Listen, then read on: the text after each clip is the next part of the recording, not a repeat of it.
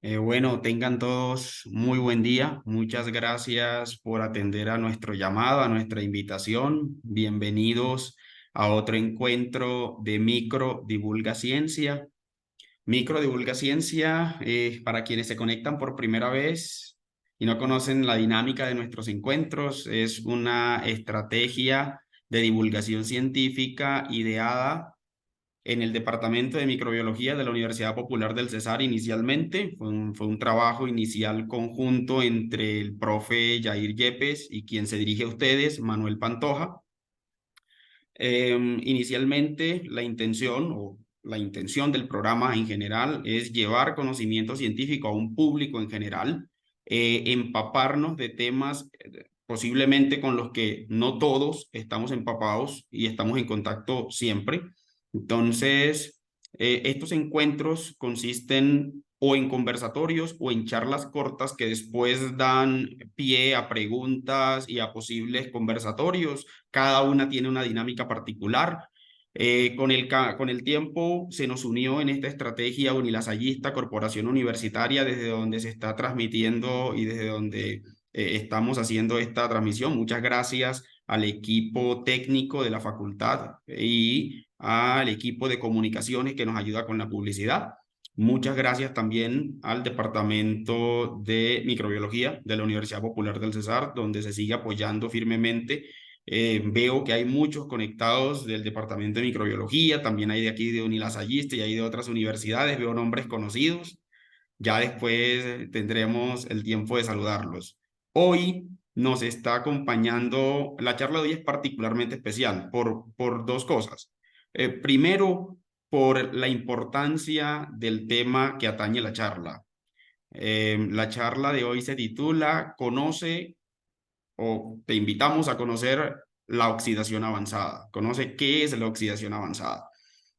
Para eso nos acompaña hoy el doctor Efraín Serna. Efraín es un viejo amigo con quien en algún momento tuve la oportunidad de trabajar en el grupo de investigación en remediación ambiental y biocatálisis del Instituto de Química de la Universidad de Antioquia, y tiene una larga trayectoria ya, pese a su juventud, tiene una larga trayectoria en temas de investigación y un número considerable de publicaciones nacionales e internacionales. El doctor Serna es químico, magíster y doctor en química de la Universidad de Antioquia, profe también en esa universidad, y nos va a hablar sobre ese tema el día de hoy. Entonces, yo creo que sin más preámbulo, bienvenido Efraín, muchas gracias por acompañarnos y estamos a tu disposición. Bueno, buenos días para todos. Manuel, muchas gracias por la invitación. ¿Me confirmas, por favor, si se escucha bien? Sí, se escucha muy Se bien. escucha bien. Bueno, de nuevo agradecerte por la invitación. También agradecimiento a los colegas que te apoyan con el manejo de la plataforma y la organización del evento. Obviamente a la Universidad Popular del Cesar y a Unilasallista por este esfuerzo y al público que nos acompaña hoy, que ha sacado el espacio para venir a acompañarnos y conversar un poco a través de este espacio. Entonces, vamos a dar inicio a la presentación. Por favor, me confirma si se ve allí una pequeña presentación que he preparado. Digamos, la dinámica va a ser, voy a arrancar con una presentación corta y luego pasaremos al conversatorio y a las preguntas. Ya es, si me confirmas, por favor, si se logra ver allí la presentación. Sí, perfecto, ya se ve en modo presentación. Ok, voy a minimizar por acá. Entonces, esta charla la hemos titulado, activar aquí el puntero láser. ¿Me confirmas también, por favor, si se ve, Manuel? Perfecto. Bueno, entonces hemos titulado la charla Conoce qué es la oxidación avanzada de contaminantes y le hemos puesto este apellido en aguas, precisamente porque el foco de esta charla va a ser en el contexto de las aguas. Esta presentación, que es corta, va a tener tres ítems principalmente. Vamos a arrancar con una parte introductoria considerando los objetivos de desarrollo sostenible y la importancia del recurso agua.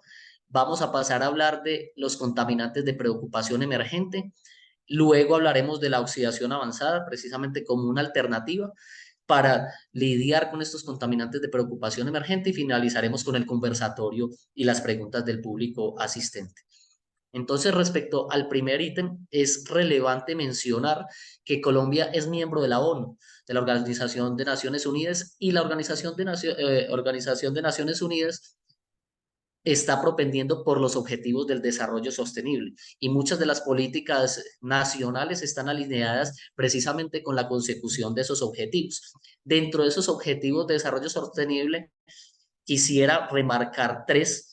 El primero, que es de salud y bienestar; el 6, que está conectado con el aspecto de agua limpia y saneamiento básico; y el 9, que tiene que ver con la industria, innovación e infraestructura. Y todos esos aspectos están conectados con el tratamiento de aguas, la eliminación de contaminantes de aguas y la utilización de procesos de oxidación avanzada como una alternativa. Dentro de esos tres objetivos de desarrollo sostenible, se mencionan algunas metas. Por ejemplo, en el objetivo número 3 se habla de reducir las muertes y enfermedades por productos químicos peligrosos y por la contaminación. También en el objetivo número 6 se habla de la necesidad de mejorar la calidad del agua, reduciendo la contaminación. Y en el objetivo número 9 se habla de apoyar el desarrollo de tecnologías, la investigación y la innovación en países en desarrollo como el nuestro, como Colombia, precisamente buscando tecnologías o estrategias de tratamiento que puedan ser aplicadas a futuro. Ahora, hablemos un poco de la disponibilidad del agua que tenemos en nuestro planeta. Nuestro planeta Tierra lo denominan el planeta azul precisamente por la cantidad de agua que está alrededor del 70% de la composición del planeta. Se dice que se asocia al agua. Sin embargo, no todo el agua que tiene el planeta es disponible para nuestras actividades. Realmente, de toda el agua que tiene el planeta Tierra, menos del 1%, alrededor del 0,76%, o sea, menos del 1%, es agua que realmente podemos utilizar para nuestras actividades, de producción, de supervivencia y demás. Y esas aguas las encontramos en fuentes subterráneas, en los ríos, riachuelos o quebradas que denominamos, y los lagos. Entonces, noten la importancia del recurso agua. Noten la importancia del recurso agua y del cuidado realmente del agua que está disponible para nuestro uso y para nuestra supervivencia. De esa agua que tenemos disponible, bien sea a nivel subterráneo, de ríos, quebradas o lagos, previo al uso, se lleva a una planta de potabilización para eliminar ciertos contaminantes, ciertos microorganismos que pueden ser problemáticos, y de allí pasa al uso, a nuestro uso doméstico, nuestro uso agrícola o industrial, o incluso las actividades del sector salud. Después de ese uso, se genera precisamente aguas residuales o aguas contaminadas. Esas aguas residuales o aguas contaminadas pasan, en el mejor de los casos, a las plantas de tratamientos municipales, a las plantas de tratamiento de aguas residuales, y luego regresan a los cuerpos de agua, bien sea las aguas subterráneas, ríos, quebradas, lagos. Son descargados después de su uso y de su tratamiento, llegan nuevamente a los cuerpos de agua. Es decir, que es un proceso cíclico. Con respecto al agua tenemos un proceso cíclico. Sin embargo, esto es lo que se propone desde el punto de vista teórico. Sin embargo, muchas de las aguas residuales son descargadas directamente a los cuerpos de agua sin recibir ningún tratamiento. En el caso de Colombia, hablemos un poco de la problemática que tenemos. Aproximadamente la mitad de los municipios del país no cuentan con plantas de tratamiento de aguas residuales. De hecho, las plantas de tratamiento de aguas residuales en Colombia han sido reconocidas por la Procuraduría, por todos los entes de control, como focos de corrupción. Es decir, la plata, el dinero o el recurso disponible para la construcción y puesta en marcha, en operación de las plantas de tratamiento de aguas residuales en Colombia, se la roban. Es un foco de corrupción. Otro problema que tenemos es que los sistemas de tratamiento en los municipios donde los hay, muchas veces son sistemas incompletos, o está la planta de tratamiento, pero no funciona. Esa es otra problemática que tenemos. Adicionalmente, en muchos casos, por ejemplo, en muchas veredas en las zonas rurales de nuestro país, las descargas son puestas directamente en los cuerpos de agua natural. Son puestos directamente en los cuerpos de agua natural. E incluso, no solo sucede en las zonas rurales de nuestro país, sino que también En ciertas ciudades, empresas descargan directamente en los cuerpos de agua natural, las aguas con carga contaminante, aguas contaminadas. Por ejemplo, es bastante usual encontrar en la prensa este tipo de titulares. Dice, otra empresa fue contaminada por verter colorantes al río Medellín. Por ejemplo, en Medellín, con mucha frecuencia se ve coloración en el río por descarga directa de contaminación, de aguas contaminadas. Esto es muy llamativo. Esto llama bastante la atención porque tenemos, o sea, visualmente hay un impacto y hace que la gente se escandalice. Sin embargo, tenemos otros contaminantes a los que hay que prestarles atención. Son contaminantes que no necesariamente producen color, son incolores, es decir, no los podemos ver con nuestros ojos y generan un problema ambiental considerable. Otra problemática que tenemos y que se ha visibilizado, incluso sé que a través de este espacio de microdivulgaciencia, Manuel ha invitado a algunos expertos en la problemática del mercurio, el caso del mercurio, de contaminación inorgánica por mercurio proveniente de la minería, muchas veces de minería ilegal.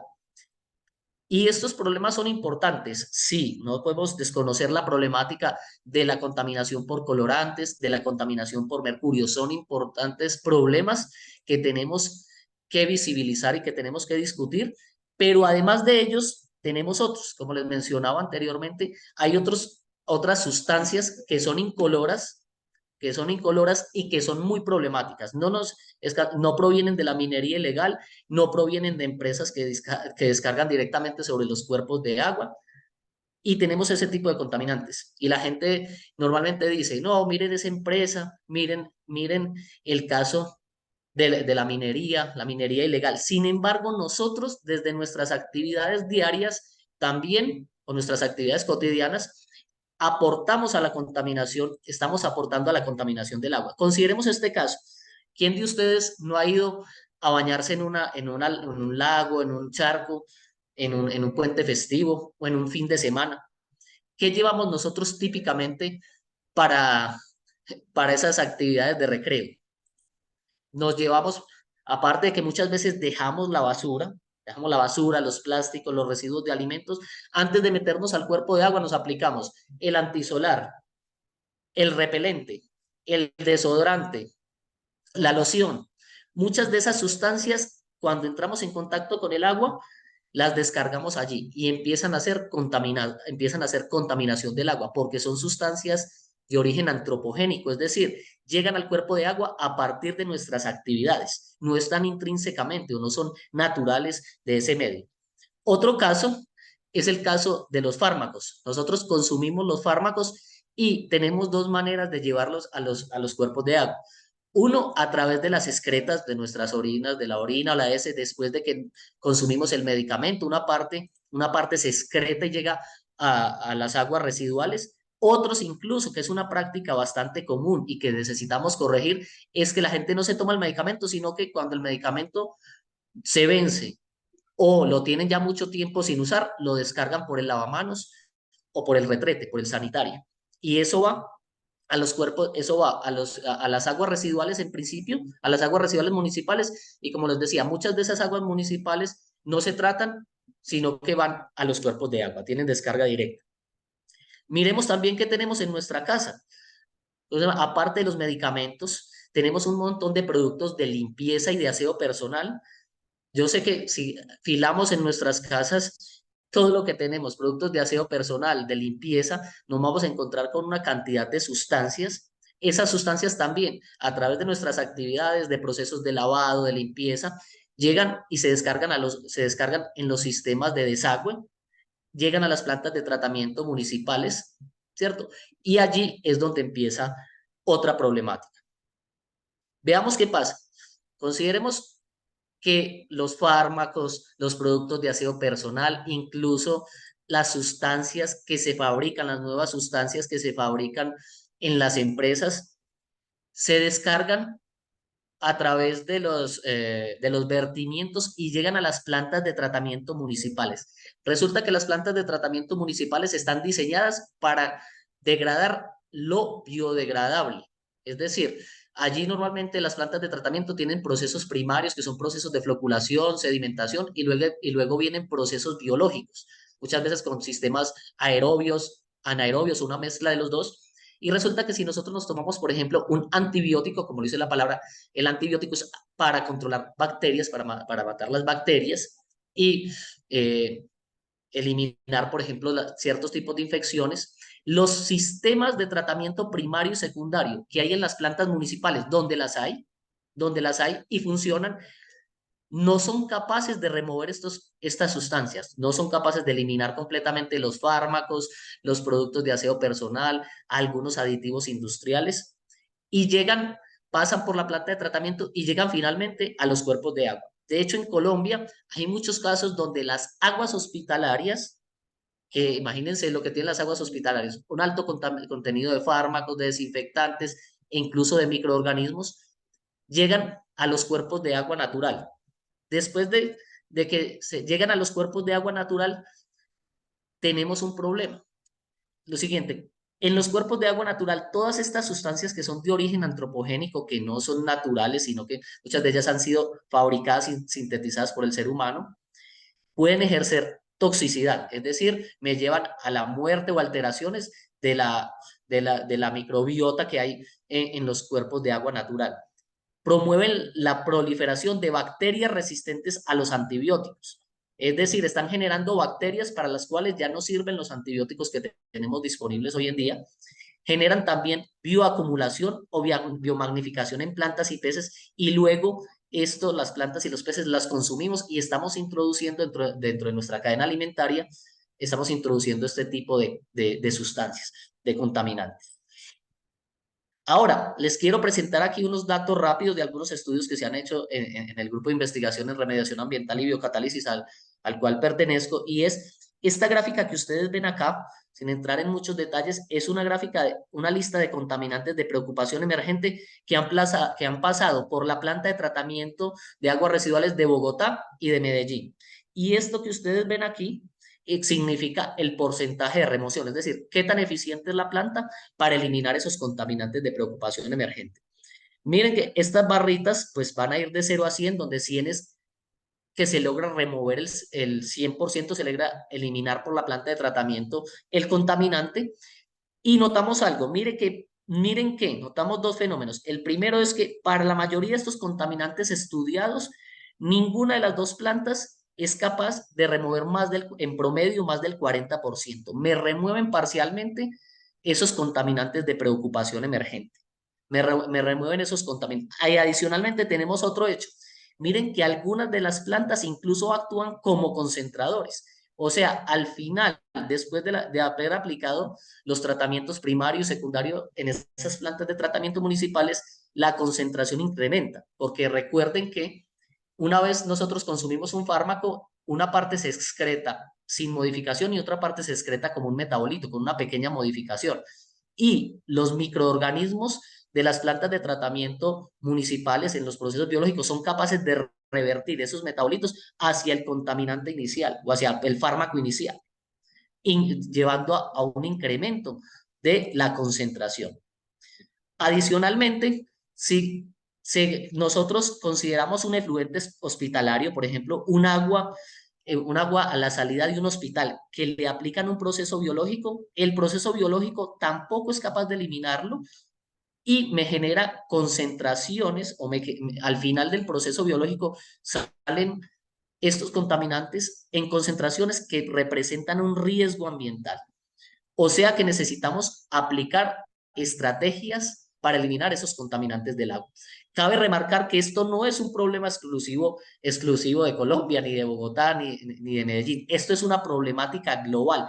Eso está demostrado hoy por hoy, que las plantas de tratamiento municipales no son capaces de eliminar muchos de estos contaminantes que denominamos contaminantes de preocupación emergente. Contaminantes de preocupación emergente. Las plantas no están diseñadas para lidiar con ellos, para lidiar con este tipo de contaminación. E insisto, es un problema global, no es un problema solo de Bogotá, de Medellín o de Colombia, de Latinoamérica, es un problema a nivel global. Las plantas de tratamiento no son eficientes, por lo tanto, se demandan estrategias de eliminación de esos contaminantes de preocupación emergente. Y no solo es el problema con las sustancias químicas. Como lo mencioné, en los sistemas biológicos que hay en las plantas de tratamiento, como continuamente están llegando fármacos, por ejemplo, como los antibióticos, las bacterias se van acostumbrando, digámoslo así, se van acostumbrando, van generando resistencia, se van adaptando y se van volviendo, se van volviendo resistentes a los antibióticos que tenemos disponibles hoy en día por una continua exposición y por evolución que ellas van teniendo. De hecho, hoy por hoy, las plantas de tratamiento de aguas residuales que tienen sistemas biológicos basados en bacterias se consideran un foco de proliferación de las bacterias resistentes a los antibióticos. ¿Y cuál es el problema de esas bacterias resistentes? Pues que no las podemos tratar con los fármacos disponibles que tenemos hoy por hoy. Y por ejemplo, miren, estas bacterias hacen correr a los médicos, se alimentan de los fármacos, es decir, no son tratables o no responden bien a los fármacos, a los antibióticos que tenemos hoy por hoy disponibles. Adicionalmente, el ritmo de producción o de síntesis de fármacos es mucho más lento que el ritmo de adaptación y de evolución de las bacterias. E incluso la Organización Mundial de la Salud habla de que la próxima pandemia no va a ser de naturaleza viral como el COVID-19 o la COVID-19, sino que va a tener su origen en la resistencia bacteriana. Es decir, la gente se va a infectar con bacterias resistentes y no tendremos medicamentos disponibles para su tratamiento. Entonces, esto también, y no solo tenemos la problemática futuro de una posibilidad de una nueva pandemia, sino que cientos de miles de personas mueren al año en, en entidades hospitalarias a causa de bacterias resistentes a los antibióticos.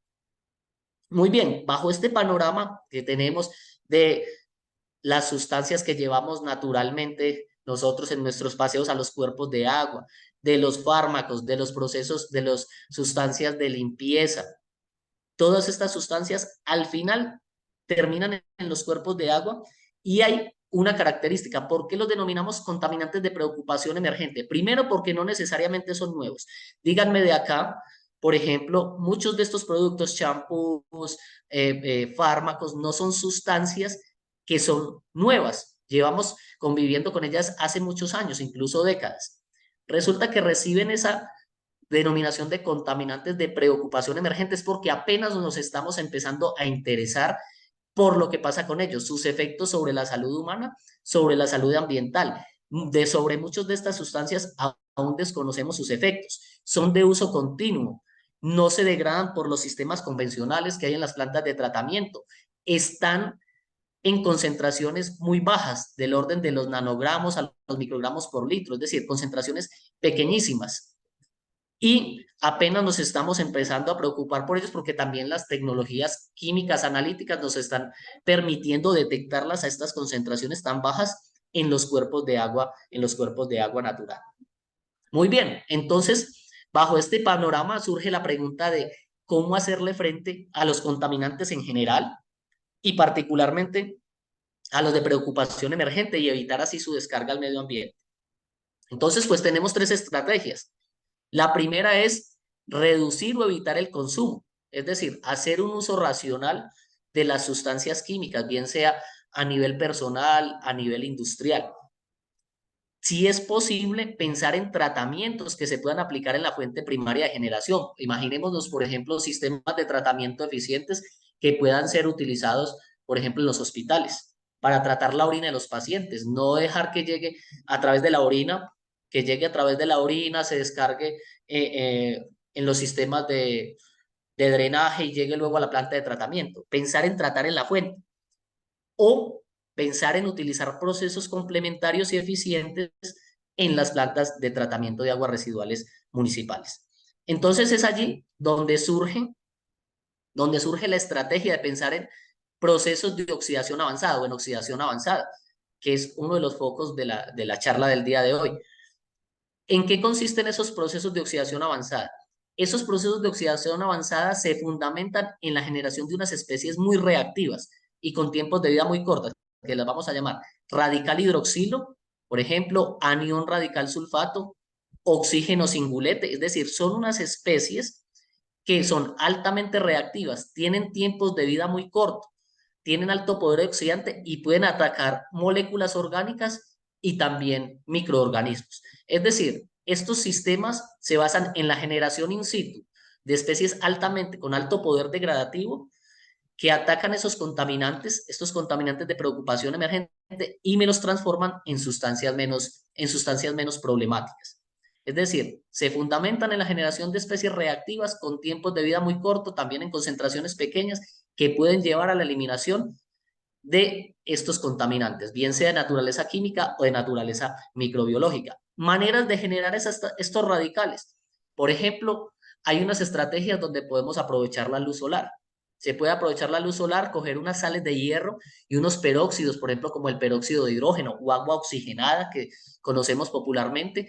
Juntar estas tres cosas, luz solar, algunas sales de hierro y peróxido de hidrógeno, nos lleva a la producción de radicales, por ejemplo, de radicales hidroxilo. Y esos radicales hidroxilo me atacan los contaminantes y me llevan hacia la transformación a sustancias menos inocuas. Otra estrategia es utilizar luz ultravioleta C, es decir, utilizar unas lámparas especiales con peróxidos de hidrógeno u otros peróxidos químicos que se llaman peroxidisulfato, peroximonosulfato. Genero radicales y esos radicales me atacan los contaminantes y me llevan a una transformación.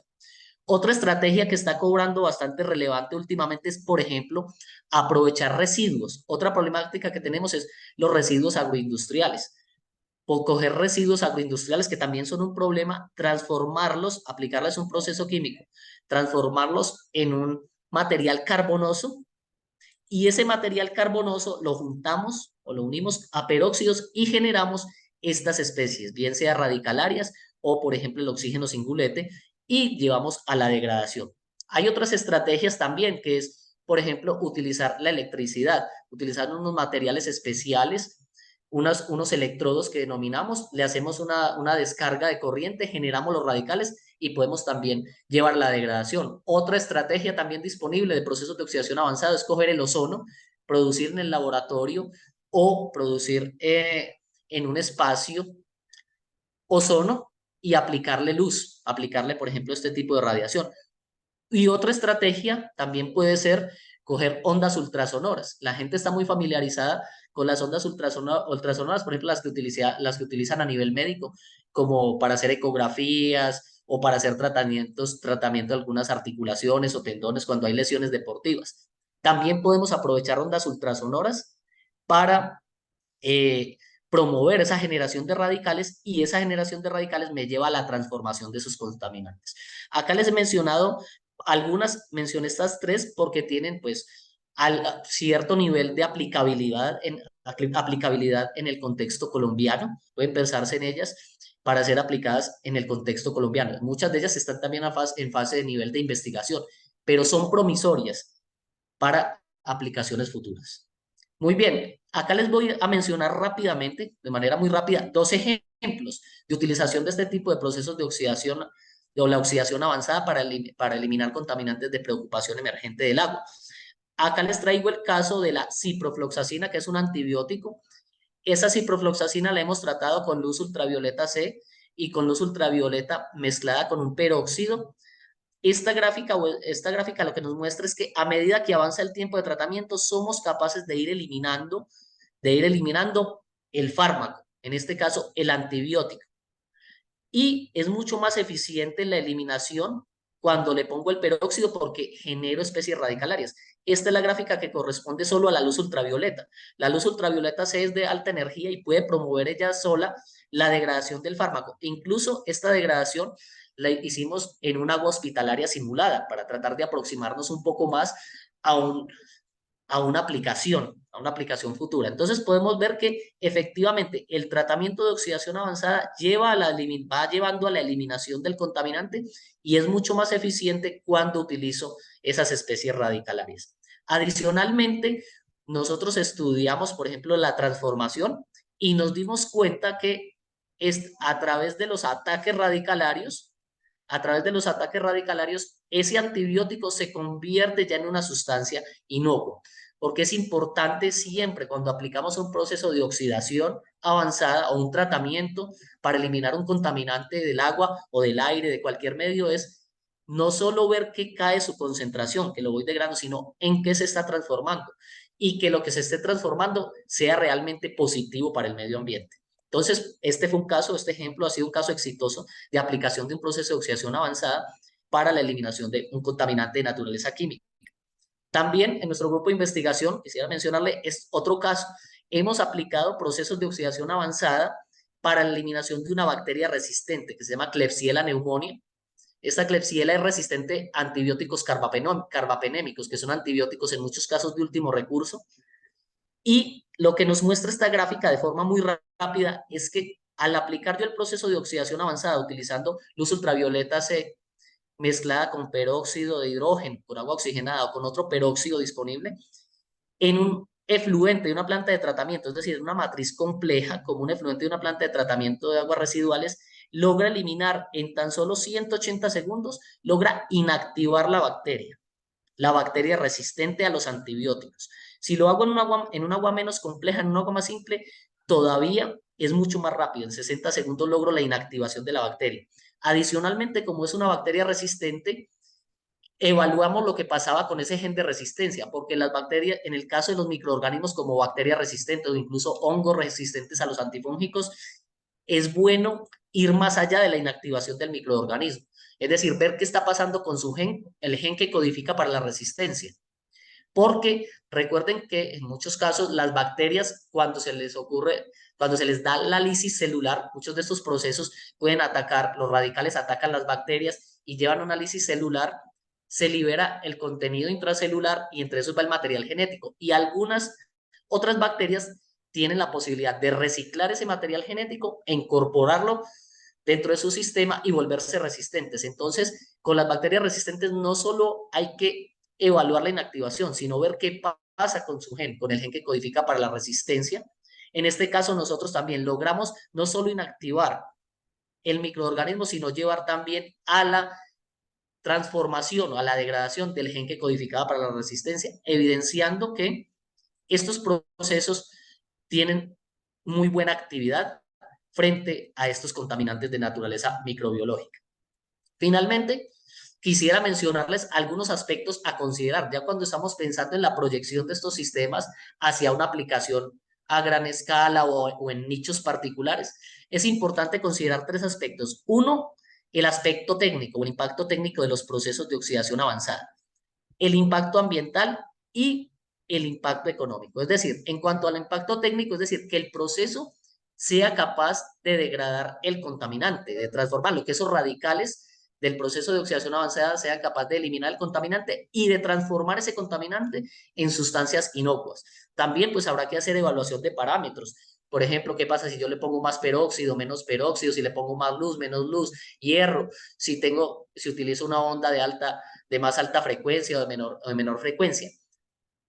El impacto ambiental, es decir, hay veces no es solo pensar en la degradación y en que estoy transformando ese contaminante en sustancias ambientalmente más amigables, sino que debemos considerar algunas etapas intermedias. Por ejemplo, ¿cuánto cuesta producir el peróxido de hidrógeno? Si yo estoy pensando en el reciclado de materiales o de desechos agroindustriales, ¿cuánto impacto tiene convertir ese desecho agroindustrial en un material carbonoso que luego lo voy a utilizar como catalizador para producir radicales? Y pensar también en el impacto económico. ¿Cuánto cuestan los reactivos? ¿Qué infraestructura y equipos necesito yo para llevar a cabo ese proceso de oxidación avanzada?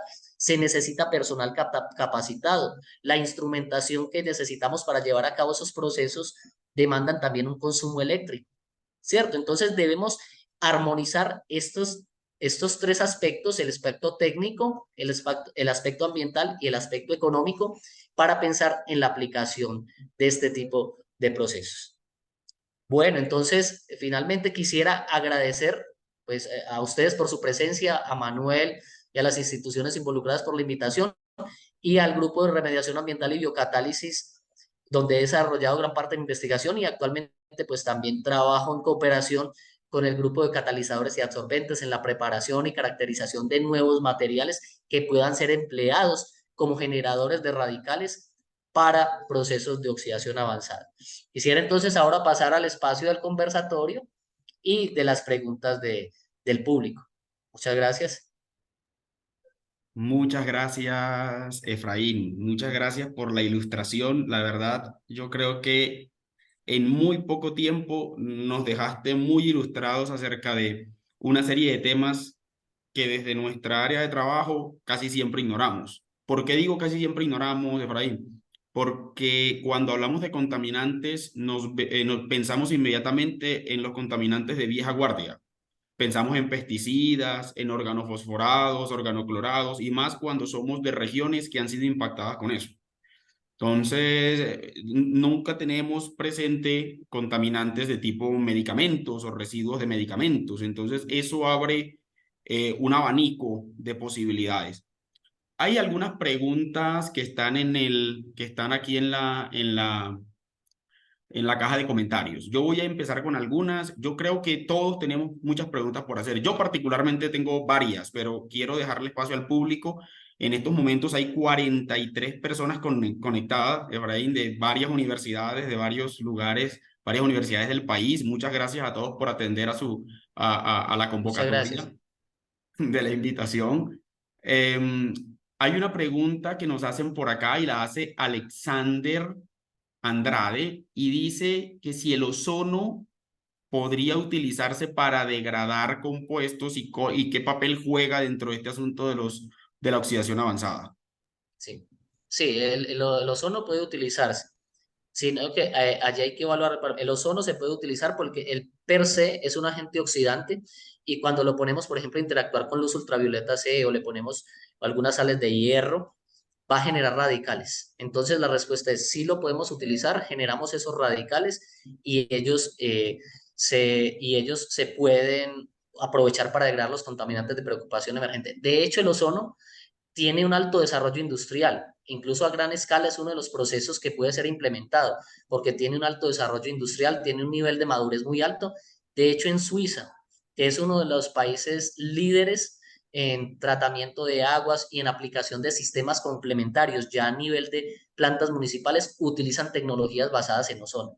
Utilizan tecnologías basadas en ozono para producir radicales y para degradar, para hacer ese pulimiento, utilizar en esa etapa final en las plantas de tratamiento, utilizan procesos basados en ozono. O sea que esa es una muy buena técnica también para ser aprovechada y puede ser explorada en nuestro país. Y como lo menciono, tiene una ventaja de que ya tiene un alto desarrollo industrial, o sea que se puede aplicar a gran escala. Tiene esa potencialidad. Muchas gracias, Efraín. Yo creo que bastante ilustrada la respuesta. Nos pregunta alguien que está conectado desde el exterior, el profe, que fue profe de Unicesar, ahora trabaja en una empresa biotecnológica en Alemania y es, digamos que un socio en esta empresa que llamamos Microdivulga Ciencia. Un saludo para él y nos pregunta que si ya hay empresas en Colombia que utilicen esta tecnología. Sí, debo comentar, hay un caso particular, nosotros también hemos tenido acercamiento, bueno, un saludo al profe desde Alemania, qué bueno que esté vinculado a este tipo de espacios y sí, la respuesta es sí, hay algunas empresas e incluso también en ciertas universidades del país, por ejemplo en Univalle tenemos un colega que está desarrollando prototipos y ya pensando mucho más en el escalado. Por ejemplo, hay una empresa, acá en Antioquia hay una empresa que ya utiliza el proceso Fenton para tratar sus aguas residuales e incluso aprovechar al final esas aguas y cerrar ciclos. No va como agua de desecho, sino que luego la utilizan, la están tratando de reincorporar en un reciclado a fabricación de productos. Y la respuesta es sí, ya se están utilizando. En Antioquia hay una empresa que lo está haciendo, por ejemplo, el proceso Fenton, que utiliza la interacción de hierro con peróxido de hidrógeno para tratar sus aguas residuales y luego reciclarlas y utilizarlas en procesos productivos. No como, ya no genera agua residual, sino la trato y la reincorporo en un ciclo de producción. Listo. Muchas gracias. Y nos pregunta el profesor Juan Carlos Prada de la Universidad Popular del Cesar. Un saludo al profe Juan Carlos. Pregunta, buenos días, Efraín. ¿Cómo se evidencia la inactivación de los genes de las betalactamasas de espectro extendido para confirmar la eficiencia de los procesos avanzados de oxidación? Sí. Acá no lo traje, lo mencioné, no lo traje porque la charla, pues, la idea era que fuera un poco más abierta, más de divulgación, pero para eso tenemos que hacer análisis de PCR, es decir, idealmente PCR cuantitativa en tiempo real. Tenemos que conocer el gen que codifica. En este caso, para la bacteria que estudiamos era un KPC3, era el KPC3. Hay que tener una herramienta como PCR en tiempo real que nos pueda podamos hacer seguimiento a los diferentes tiempos de tratamiento. Es más, aprovecho para mencionar que incluso yo inactivo la bacteria y todavía el gen está presente. Para poder inactivar el gen debo extender más tiempo el tratamiento para poder lograr esa inactivación. Y la respuesta es necesitamos tecnología de qPCR, PCR, que estuvo también muy de moda en la pandemia. La necesitamos para, y saber qué gen también, haber estudiado previamente la bacteria, cuál es el gen que codifica precisamente para esa resistencia. En este caso era una KPC3 y por medio de qPCR le hacíamos seguimiento. Excelente, excelente, muy bien, Efraín. Y yo hago una pregunta sobre eso. ¿Qué técnicas de oxidación avanzada fueron de pronto eficientes hasta la eliminación del gen? ¿Fue ultrasonido o fueron de UV? Nosotros utilizamos acá, les presenté el caso de basados en ultravioleta C.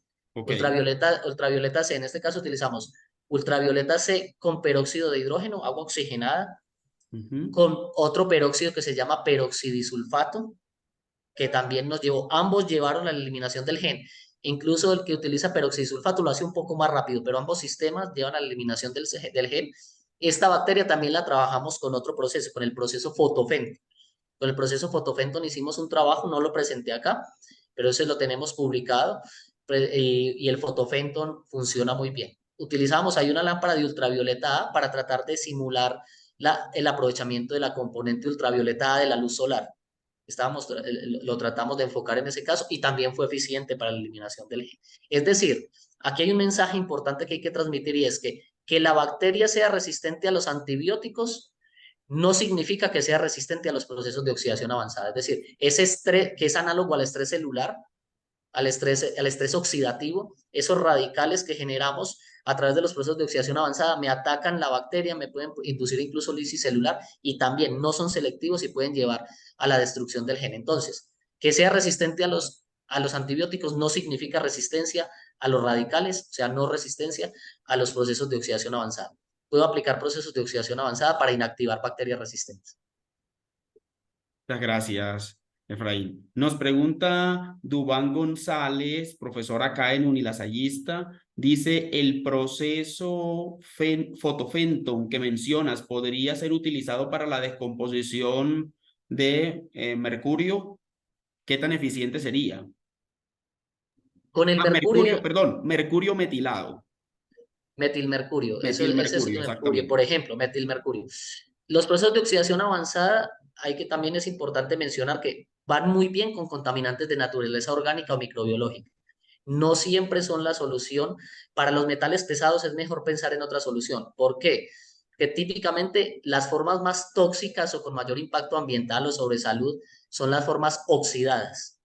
Son las formas oxidadas. Si yo aplico un proceso de oxidación avanzado, voy a obtener formas oxidadas de los metales, por ejemplo, metales pesados. Y esas formas, es decir, si yo aplico un proceso de oxidación avanzada para mercurio o para otras sustancias, por ejemplo, cromo, no es el caso ideal. Es decir, para metales, procesos de oxidación avanzada no son tan buenos. Eso también hay que reconocer, es decir, los procesos de oxidación avanzada tienen sus limitaciones, son buenos y tienen sus limitaciones. Fotofenton, por ejemplo, tal vez no sería una muy buena idea para metilmercurio. Yo conocí de un trabajo de un colega en Chile que venía trabajando en metilmercurio, venía investigando en metilmercurio, y él utilizaba más unas técnicas fotocatalíticas con semiconductores, porque los semiconductores tienen una gracia y es que puedo hacer oxidación por una parte y puedo hacer reducción por otra. Entonces, la parte orgánica la degradaba por la parte oxidativa y la parte inorgánica, el metal o el mercurio, lo trabajaba en la vía reductiva. Entonces, podía aprovechar esas propiedades. Es decir, no todos los procesos, quiero remarcar eso, no todos los procesos de oxidación avanzada sirven, por ejemplo, para los casos de los metales pesados. En caso de metales pesados, podría pensar uno en otras técnicas. Puede ser, por ejemplo, una absorción, ¿cierto? Una técnica más clásica como absorción. Entonces hay que remarcar también eso. Los procesos de oxidación avanzada son una alternativa, sin embargo, no son la solución a todos los problemas. Y hay casos donde no es bueno aplicar procesos de oxidación avanzada. Sería incluso inconveniente. O hay que mirar con lupa algunos que tienen ese nicho de aplicación. Por ejemplo, fotocatálisis con semiconductores podría tener allí cierta posibilidad.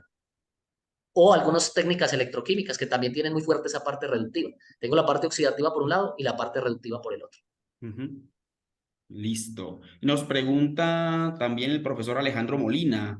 Dice que si se han realizado, un segundito por acá que se me movió, que si han realizado desde su grupo de investigación estudios de degradación por oxidación avanzada de PFAS y PFOS. Nosotros no lo hemos hecho, pero esos son unos contaminantes que están cobrando mucha fuerza ahorita. La Unión Europea le está poniendo mucho el ojo. Los PFAS y PFOS, nosotros no lo hemos trabajado en el grupo. Sin embargo, esos allí para los PFOS, PFAS, que están ganando ahorita mucha relevancia, por ejemplo, podría tener oportunidad las técnicas sonoquímicas. Las técnicas sonoquímicas, porque ese enlace carbono-flúor que tienen los PFOS, PFAS es un enlace bastante estable. E incluso puede presentar cierto nivel de resistencia al radical hidroxilo y algunas técnicas como el ultrasonido, aparte del ataque radicalario, pueden generar un fenómeno que se llama un fenómeno de pirólisis o un fenómeno de rompimiento de enlace por alta energía. Entonces, nosotros no lo hemos probado, pero para los PFAS, PFOS hay una oportunidad con los sistemas basados en ondas ultrasonoras. Listo, excelente. Hay un saludo y un comentario y yo creo que podríamos hacer un poquito o de pronto mencionar, creo que un estudio que el grupo de investigación que ustedes allá al interior de GIRAP en algún momento hicieron. La profesora Yumar dice que manda saludos, un placer, profesora Yumar. Ella es profe de microbiología de alimentos en la Universidad Popular del Cesar. Y ella pregunta y comenta que hay incluso hay mucha preocupación porque se ha visto que algunos de esos contaminantes emergentes afectan el comportamiento sexual de peces y anfibios. Yo creo que entre esas moléculas podría estar equivocado, pero estaba bisfenol A en su momento en una conversación con el doctor Ricardo Palma. En algún momento conversamos sobre eso. Y yo quisiera de pronto, Efraín, que nos comentaras que nos hicieras algún comentario sobre algún trabajo que se haya hecho en el grupo de investigación al respecto. Sí, ese trabajo, el profesor Ricardo Torres Palma, quien es el director del GIRAP, acá en la Universidad de Antioquia, en su trabajo doctoral Ah, ok. realizó el tratamiento de bisfenol A. El bisfenol A, incluso ustedes, muchos de los, por ejemplo, biberones, había un problema muy delicado con el bisfenol A, porque muchos materiales plastificantes quedan con residuos de bisfenol A, que es un precursor polimérico para generar, por ejemplo, productos como los teteros o biberones que llamamos nosotros. Entonces hay una preocupación que cuando la gente calentaba el biberón o ponía el líquido caliente allí, se soltaba bisfenol A. Y el bisfenol A tiene un problema, es que cuando entra al organismo es un disruptor endocrino. Entonces empieza a alterar toda parte del sistema endocrino. Y ese es un contaminante que también está en las aguas. A partir de los plastificantes o muchos polímeros, quedan residuos y llega a los cuerpos de agua, muchos procesos industriales. El bisfenol A, el profesor Ricardo Torres Palma lo trabajó en el doctorado y mostró que, por ejemplo, diferentes estrategias pueden ser utilizadas para atacarlo. Él lo utilizó con ultrasonido, ultrasonido mejorado con hierro, por ejemplo, procesos Fenton o sonofotofenton, mezclando dos procesos de oxidación avanzada, llegaba a una degradación eficiente. Algunas técnicas fotocatalíticas también llevan a la degradación. Es decir, el bisfenol A se puede degradar efectivamente por procesos de oxidación avanzada. Él lo Eh, demostró en su trabajo doctoral. pero cierto que la sustancia asociada al comportamiento o al comportamiento de peces y anfibios sí es esa, sí es bisfenol A. No tengo la certeza, debo ser No, honesto allí, no tengo la sí, certeza, pero hay muchas sustancias que alteran el sistema endocrino. sí, Esa, por ejemplo, puede ser una. La otra sí. que se le está poniendo también mucho cuidado ahora son los estrógenos. Es decir, por ejemplo, las damas consumen anticonceptivos casi diariamente como control de la natalidad y mucha parte de ellos se excretan de los anticonceptivos, las hormonas anticonceptivas Ok. se excretan, pasan por los cuerpos, pasan por las plantas en el mejor de los casos, o si no llegan directamente a los cuerpos de agua, y esas hormonas pueden inducir feminización o masculinización dependiente, tienen un efecto también sobre peces, por Ok, ejemplo. Sí, pues, ok. o algunas especies acuáticas de feminización o masculinización, por ejemplo, el caso de que llegan algunos, que hay algunos tratamientos también para varones con testosterona, Ujú. ¿cierto? Llegan, pero es muy preocupante también el caso de las hormonas anticonceptivas. que llegan, no se remueven en las plantas de tratamiento y llegan y empiezan a generar ese tipo de impacto sobre, por ejemplo, sobre peces o algunas especies acuáticas, feminización o alteración del crecimiento. Por ejemplo, hay un caso que escuchaba recientemente de una colega acá de biología con respecto al boca chico, que es un pez insignia colombiano, que antes ese pez alcanzaba su madurez sexual en cierto tiempo y empezaba la subienda y tenía, no sé, como 25, 30 centímetros en tamaño. Y ahorita últimamente la madurez sexual la están alcanzando con un tamaño mucho más pequeño, 12, 15 centímetros, decía la colega. Entonces, y parece ser lo que apuntan los estudios es que esté ligado a problemas de disrupción endocrina asociado con hormonas o con contaminantes de preocupación emergente. Sí, muy buen dato y preocupante, o sea, preocupante desde el punto de vista de la ecología. Nos pregunta el profesor Davis Gutiérrez, también de la Universidad Popular del Cesar, que si en algún momento han desarrollado estudios de integración en procesos de oxidación avanzada y tratamientos biológicos. Y de ser así, ¿cuál sería el orden de esa integración? Sí, de hecho nosotros tenemos varios estudios que hemos realizado, es decir, hay veces es muy valioso ese aporte que hace el profesor y es integrar procesos alternativos a los métodos convencionales. Y sí lo hemos hecho. Hemos hecho, por ejemplo, la integración, estudios a escala de laboratorio de integrar sistemas de ultrasonido con procesos biológicos y lo hemos evaluado en los dos órdenes, utilizando primero pretratamiento con sistema biológico y luego oxidación avanzada y al contrario, primero oxidación avanzada basada en ultrasonido y luego proceso biológico. Lo que nos hemos dado cuenta es que depende de la matriz, la respuesta depende de la matriz. Ok. Voy a tomar un caso puntual, lo aplicamos para un agua hospitalaria. En el caso del agua hospitalaria, esa agua hospitalaria, recuerden que viene, no solo viene con los contaminantes de preocupación emergente, sino también viene con residuos orgánicos biodegradables, por ejemplo, residuos de la cocina, heces, orina, tenemos residuos que sí pueden ser afrontados o abordados a partir de los procesos biológicos. Entonces la estrategia fue, aplicamos primero, evaluamos los dos órdenes y nos dimos cuenta que en primer lugar el proceso biológico va a actuar y remueve esa carga orgánica biodegradable que viene, por ejemplo, de la cocina, de las heces, de nuestras excretas, la remueve y nos deja los contaminantes de preocupación emergente que luego fueron degradados por los procesos de oxidación avanzada. Cuando lo aplicamos al contrario, era menos eficiente. ¿Por qué? Como los radicales no son selectivos, van a atacar tanto los contaminantes objetivo como la materia biodegradable, o sea que estamos desperdiciando energía. Pero es muy valioso. Se puede aplicar la combinación, la conclusión es, se puede aplicar la combinación, procesos alternativos con procesos convencionales y el orden depende de la matriz. En este caso, por ejemplo, era más eficiente el orden primero sistema convencional, luego proceso de oxidación avanzada. Ok, excelente. Hay una cosa interesante del conocimiento que se obtiene desde la oxidación avanzada y es que permite el tratamiento de contaminantes en agua, inclusive con herramientas que encontramos normalmente en casa. En algún momento, hace más o menos, eso fue cuando circulé por allá por el grupo, ya ha pasado el tiempo, por ahí, eso hace 11 años. En algún momento se estaba haciendo un proyecto en el que se estaban generando protocolos para el tratamiento de contaminantes de medicamentos con herramientas caseras. Cuéntanos un poco sobre eso.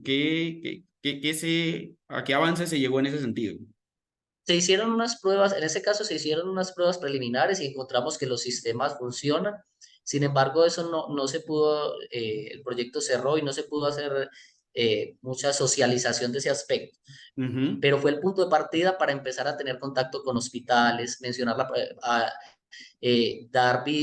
o hacer visibilización de este tipo de problemas, ¿cierto? Y ese foco se ha cambiado. Ahorita lo que se propone, por ejemplo, son plantas descentralizadas, por ejemplo, en hospitales. Y que la idea no sea tanto en casa, sino que en focos primarios de contaminación como hospitales uno pueda plantear ciertos sistemas que se puedan aplicar allí o incluso en paciente. Cojo la orina del paciente y no tengo que esperar hasta que se me diluya, que eso es un problema para el tratamiento, porque te genero dilución, o sea, menor concentración, más volumen a tratar, sino que las ideas se están moviendo a lo que nosotros llamamos tecnologías de punto de uso. tecnologías de punto de uso, es decir, que se puedan llevar a casa o en las fuentes primarias de contaminación, por ejemplo, en pacientes, pensar en tratar la orina del paciente, por ejemplo, no trata, o tratar el agua hospitalaria, ya no pensar en la planta de tratamiento donde tengo cientos de metros cúbicos por minuto, por hora, por día, sino en volúmenes más pequeños, tratar de llevar más a punto de uso, pensar en aplicación en punto de uso. Eso no trascendió mucho, pero fue la semilla para estas nuevas estrategias que están cobrando fuerza hoy en día, que son pensar en fuentes primarias de contaminación, sistemas más pequeños o sistemas descentralizados. Ok. Efraín, y de pronto en matrices complejas como el suelo, ¿es posible aplicar algo de oxidación avanzada para descontaminación de suelos, por ejemplo?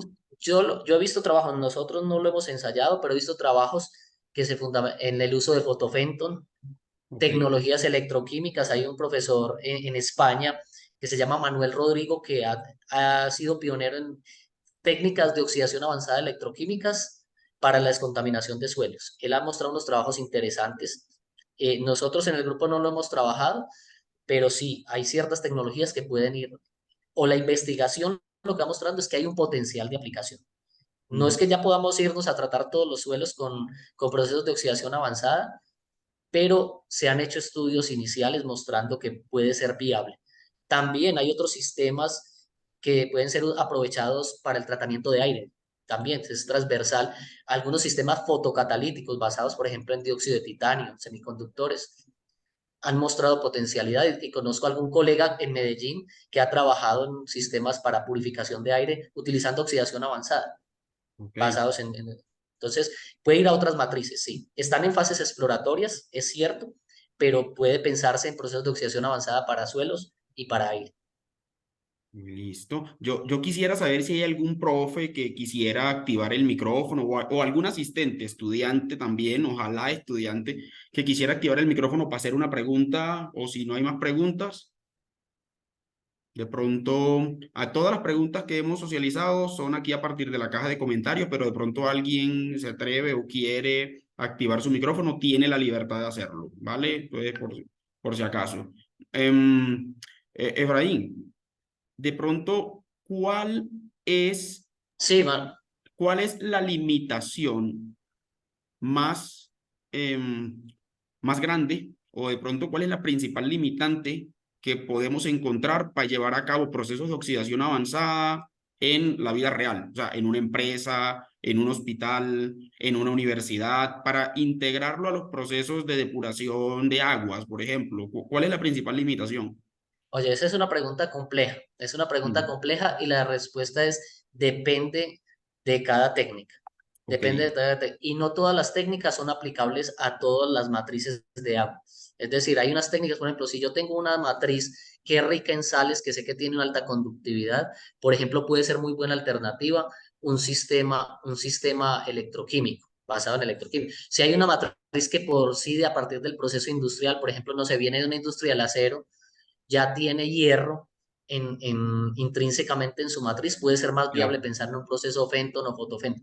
Cada uno tiene sus aristas, es decir, tiene sus ventajas y sus limitaciones. Y ahorita se habla mucho de lo que se llama el TRL o nivel de madurez de las tecnologías. Ujú, sí. La mayoría de las tecnologías de oxidación avanzadas van, por ejemplo, en fase 5 o 6, no, algunas ya tienen aplicaciones industriales, como lo mencionaba anteriormente, Ujú. o a gran escala, pero no todas. Hay unas que van más lento. Por ejemplo, el ultrasonido todavía está muy en fase de investigación y una de sus principales limitaciones es el volumen a tratar. Son sistemas muy pequeños y que no pueden ser aplicados a gran escala, sino que se puede pensar en nichos, como decía, tratar orinas de pacientes en puntos de uso.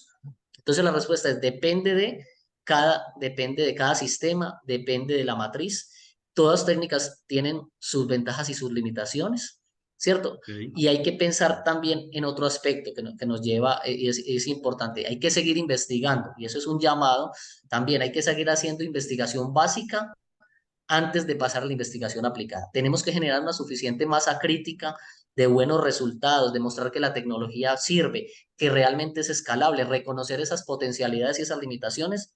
Y eso pasa por invertir más en ciencia básica, para poder generar el conocimiento suficiente y pasar a la fase aplicada. Entonces eso también tiene un componente político, de voluntad política, de fortalecer los sistemas de investigación de base en las universidades, también que los privados, las empresas y ciertas organizaciones inviertan en investigación, se invierta en investigación básica y que esa investigación a medida que vaya avanzando muestre la potencialidad de ir hacia la aplicación. Entonces necesitamos recursos, voluntad política, fortalecer la investigación básica, también ir dando esos pasos en investigación aplicada, reconocer las potencialidades, las limitaciones, cuál es el campo de aplicación de cada sistema, cuál sería el más viable. Aplicar también unas técnicas que se llaman de análisis de ciclo de vida, que son muy valiosas para ver esas limitaciones, cuáles son las principales limitantes, dónde podemos mejorar los procesos. Y también hacer un llamado a los tomadores de decisiones en legislación, porque si yo empiezo a apretar desde la legislación, mi legislación no es tan laxa y es mejor, todavía en nuestro país es mejor pagar la multa que pagar el proceso de tratamiento. Si nuestros legisladores empiezan a apretar precisamente, se va a invertir más en investigación y en desarrollo de estos sistemas a futuro. Listo, muchas gracias, Efraín. Por acá tenía la mano levantada Alexander Andrade, ya la bajó. No sé si quiere activar su micrófono y comentar algo. Buenas, de pronto me escucha. Sí, Eh, me, me inquieta saber de pronto qué procesos o sistemas son inconvenientes tenerlos, pues, digámoslo, en serie a este proceso, pues, de oxidación, ¿cierto? Porque puede ser contradictorio que uno tenga de pronto una coagulación y afecte el proceso, pues, de oxidación. O esa es la pregunta mía, ¿qué otros procesos son muy inconvenientes tener, pues en serie, como te digo, a este proceso, antes o después? Por ejemplo, la coagulación hay veces puede ser una buena estrategia.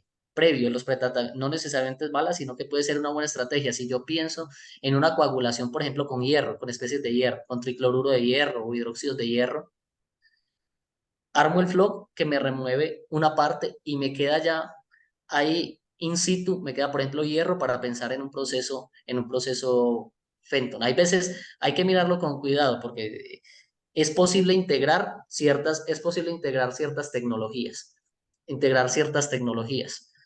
Procesos clásicos como una coagulación, floculación, coagulación, aprovechando, por ejemplo, un agente coagulante como el hierro. Ese hierro ya eso me queda parte del hierro en solución que puedo aprovechar luego en un proceso de oxidación avanzada. Yo incluso digo, es decir, cada caso es particular y hay que pensar qué de lo que tengo dentro del proceso clásico podría yo aprovechar incluso para una posterior aplicación de un proceso alternativo de oxidación avanzada. Pero una de las principales limitaciones que hay que tener en cuenta es que como los radicales no son selectivos, si yo tengo otra materia orgánica que me compita, el proceso va a bajar en eficiencia. Entonces puedo pensar en un tratamiento convencional para bajar carga orgánica no problemática y dejar casi los sistemas avanzados de oxidación para las moléculas recalcitrantes o los microorganismos recalcitrantes. No sé ok. si respondí la pregunta del Ya, colega. hay dedito arriba, entonces sí. Hay otra pregunta de Oscar Beleño, ya para ir cerrando la sesión de preguntas. Oscar Beleño nos pregunta desde la Universidad Popular del Cesar. Tengo una duda, ¿esta forma de tratamiento no genera algún, entre comillas, contaminante residual mientras se está eliminando el contaminante que se está persiguiendo? Y pone un ejemplo. Dice, por ejemplo, la electrocoagulación con electrodos de hierro, a pesar de tener una alta reducción de la DQO en agua residual, puede generar un alto contenido de hierro residual. Sí. Pues la electrocoagulación es un proceso clásico, ¿cierto? También hay que ver, primero, yo hacía hincapié de pronto en el primer ejemplo de aplicación que les mostré con las sustancias químicas. Sí, uno cuando evalúa degradación, no solo hay que ir en caída de concentración de la molécula objetivo, sino que hay que hacer otras pruebas complementarias, por ejemplo, de toxicidad, ¿cierto? Mm. Hay que acompañar esto de pruebas de toxicidad, de biodegradabilidad, para verificar que efectivamente el proceso que estoy aplicando me está llevando a un ambiente a un impacto ambiental positivo. Entonces hay que ir más allá de la degradación, sí, tenemos que hacer test complementarios para verificar que lo que estoy degradando se transforma en algo positivo. Segundo, sí pueden haber, en ciertos casos pueden haber ciertos productos. El hierro en el proceso Fenton normalmente se pone en cantidades catalíticas, cantidades muy pequeñas, pero si yo trabajo en concentraciones muy altas, de forma análoga que en el caso de la electrocoagulación me va a generar lodos que tengo que pensar en una disposición final de esos lodos. Otro, si yo estoy trabajando, por ejemplo, con persulfato, si yo pongo una cantidad muy alta de persulfato, me va a generar muchos iones sulfato al final, que pueden también tener en exceso. El ion sulfato puede considerarse un contaminante de naturaleza inorgánica. Otra cosa, cuando yo estoy trabajando con catalizadores, tengo que pensar en cómo recuperar el catalizador, ¿cierto? Y que ese catalizador luego no se me vaya al cuerpo de agua y pueda tener un efecto, otro efecto contaminante. Ok. He respondido también la cuestión. He respondido la pregunta del colega. No, es que está en la caja de comentarios. Ok, Tendría que retroalimentar ok. por la caja de comentarios acá. Pero yo supongo que sí. Yo supongo que quedó bien. Yo creo que en algún momento del proyecto del que te comentaba hace un ratico, uno de los inconvenientes que, por ejemplo, me presentaba el profesor Ricardo Torres en su momento, porque, por ejemplo, cuando intentábamos eliminar un antibiótico, no me acuerdo, o tratar de reducir concentraciones de cierto antibiótico en agua, no me acuerdo de cuál, estábamos intentando utilizar varias peróxido, entre esas se intentó inclusive con cloro, con Clorox, de ese marca comercial. Pero un inconveniente era que eso también eliminaba la concentración inicial, pero podían quedar residuos de algunos elementos organoclorados Organocloro. que después eran más contaminantes en ese sentido, o sea, Sí, a nivel claro. ambiental. Sí. Generar cloro o la utilización de cloro Mm, puede llevar a la formación de sustancias organocloradas que tienen potencial cancerígeno. exacto. Eso es verdad. Ahorita hay una técnica que está cobrando fuerza a partir del cloro, o pues del el ácido hipocloroso y el hipoclorito, realmente el hipoclorito, y es acoplarlo con luz ultravioleta. Ok. Y rompo el hipoclorito y genero cloro molecular, perdón, cloro radical e radical hidroxilo. Al final esos radicales atacan tanto, tengo que extender el proceso, que pueden llevar incluso a la formación de pocas sustancias organocloradas, pero es porque estoy generando las dos. Pero es cierto, cuando yo utilizo sistemas basados en cloro o en hipoclorito o ácido hipocloroso, está el riesgo potencial y hay que evaluarlo, es condición. Cuando yo utilizo cloro o especies de cloro activas que se denominan técnicamente, debo evaluar si al final estoy generando sustancias organocloradas, ese potencial tóxico, hay que evaluarlo, hay que hacerlo. Porque no solo pasa cuando yo utilizo hipoclorito, sino que también hay algunas técnicas electroquímicas que pueden llevar a la producción de especies de cloro activo y luego eso se puede traducir en organoclorados. Entonces es muy importante el mensaje, no solo degradar, sino ir más allá de la degradación y verificar que lo que yo estoy haciendo, que el tratamiento que estoy haciendo tenga realmente tenga un impacto ambiental positivo, ¿cierto? Eso es una cosa que hay que remarcar siempre, ir más allá de la degradación, ir más allá de la caída de color, ir más allá de la caída de concentración, ver si lo que estoy haciendo efectivamente tiene un impacto ambiental positivo. Muchas gracias, Efraín. Bueno, y yo quiero cerrar esta tanda de preguntas con unas palabras, también saludos, con unos saludos de parte de la jefe de departamento del programa de microbiología de la Universidad Popular del Cesar, quien también es activa apoyadora de esta estrategia, tanto el departamento de microbiología como la Facultad de Ciencias Agropecuarias y el departamento de publicidad aquí en Unilasallista se han puesto la camiseta con esta estrategia. Entonces, adelante, profe Aura. Buenos días. Buenos días, ¿Me profe. escuchan, Manu? Sí, la Buen escuchamos día. bien. Efraín, un gusto saludarte.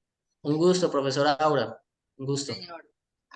Para nosotros en la Universidad Popular del Cesar, pues es de mucho agrado poder contar con este espacio que nos concedes, porque sabemos lo apretadas que son las agendas de los académicos y sobre todo de los científicos que comienzan el día pero no saben a qué hora lo terminan. Entonces, muchas gracias por habernos sacado el espacio. A ustedes muchas gracias por la invitación. Manuel, veo por allí una mano levantada. Hay una mano levantada en el público. Eh, sí, cerremos de pronto con lo que la doctora Aura tiene para decirnos y damos Ok, un campito para que no quede nadie sin perfecto, respuesta. perfecto. Vale, Muchas sí. gracias. Quería aprovechar la oportunidad pues para hacerte ver de que la temática ha sido de interés general Aquí no solo están conectados profesores y estudiantes de microbiología y de la Universidad Popular del Cesar, sino también del Departamento de Ciencias Naturales, de Ingeniería Ambiental y Sanitaria, de la maestría en Ciencias Ambientales, porque fue un tema que enseguida generó mucha expectativa. Y pues para los que hemos trabajado o estudiado en esta área, yo tengo una maestría en Gestión y Administración Ambiental, automáticamente nos llamó la atención porque por mucho esfuerzo que hagan los académicos, como tú estás presentando con todas tus investigaciones, si no hay responsabilidad social de las personas, de la comunidad, hablemos de las personas que utilizamos los recursos, y la legislación, como tú decías, sigue siendo laxa, y las empresas van a preferir pues pagar multas y no implementar plantas de tratamiento, pues no va a ser posible que esos esfuerzos académicos y científicos que hagan ustedes, las universidades, nosotros acá, pues no tendrían como ese impacto que queremos, ¿cierto? Entonces tenemos varias limitantes, es un reto muy grande, pero pues esperamos que la academia no nos quede como que no vayamos a ser capaces de superarlos. Yo quería también aprovechar, Efraín, para que todos los que nos están acompañando sepan que recientemente has recibido un premio, una distinción como joven investigador, y es que estás muy jovencito para todo lo que has hecho, y es de la Academia de Ciencias Físicas, Exactas y Naturales en Colombia, que ha hecho ese reconocimiento como joven investigador por ese aporte maravilloso que tú haces desde la química a la ciencia en Colombia. Felicitaciones de parte de la Universidad Popular del Cesar, de Unilasallista y desde todos los que hoy estamos aquí reunidos.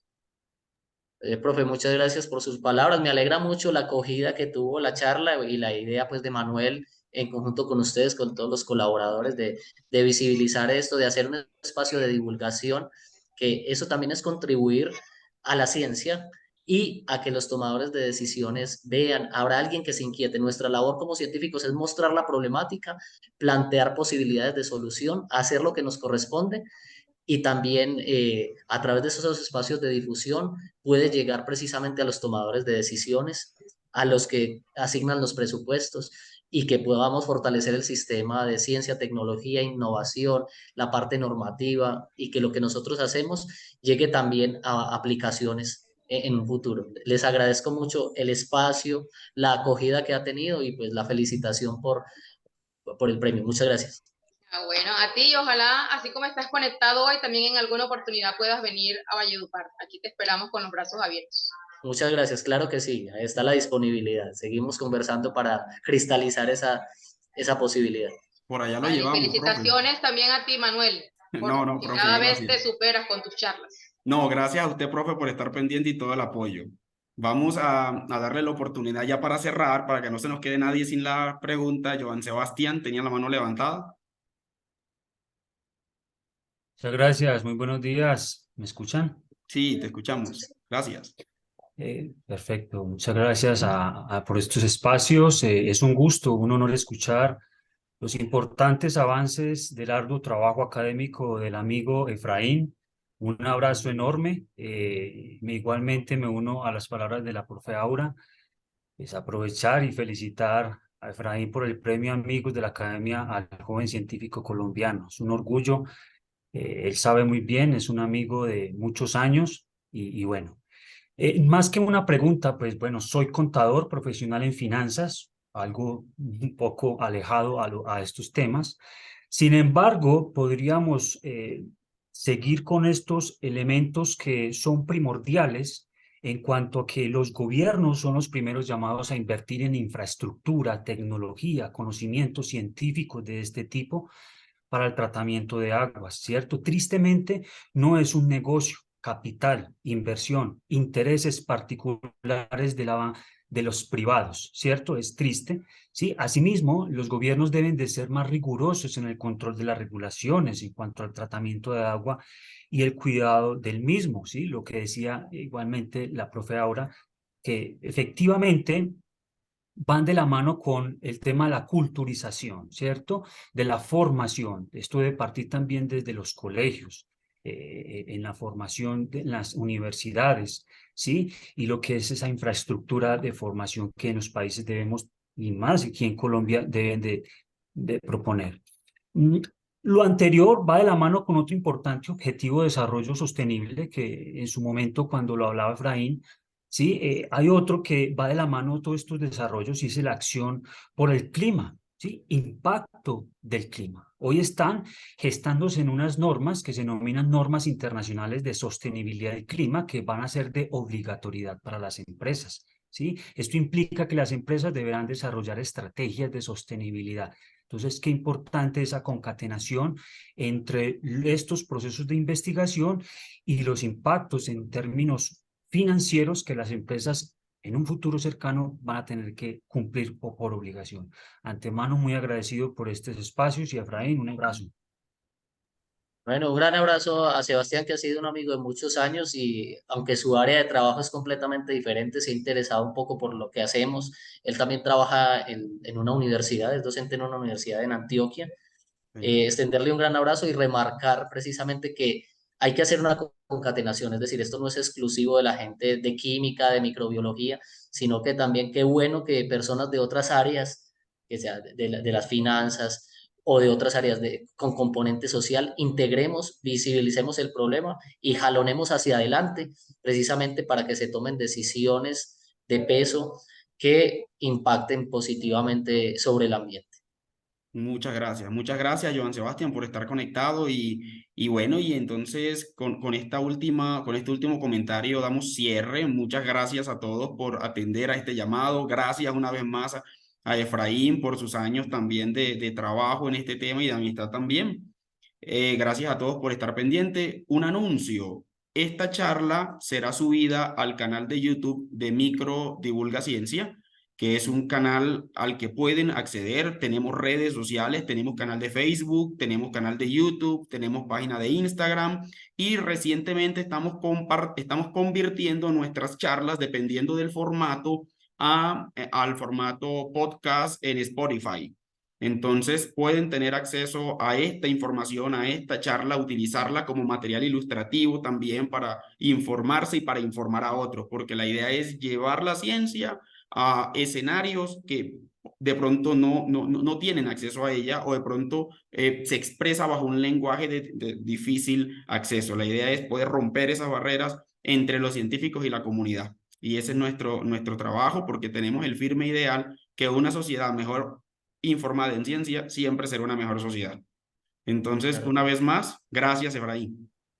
Muchas gracias de nuevo, Manuel, a sus colaboradores en este proyecto, en esta idea maravillosa y a quienes nos acompañaron e hicieron sus preguntas y quienes escucharon también la charla. Un gran abrazo y hasta una próxima oportunidad. Bueno, muchas gracias. Gracias a todos. Hasta luego, gracias.